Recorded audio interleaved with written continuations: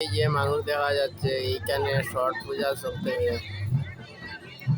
ছট পূজার জন্য এত মানুষ ভিড় হইতেছে। এবারে এই সাইড নেই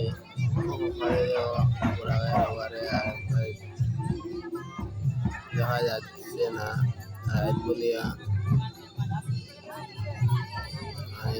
এইবার সাইডে মানুষ দেখা যাচ্ছে লাইটে আলো কম, এই জন্য কম কম দেখা যাচ্ছে।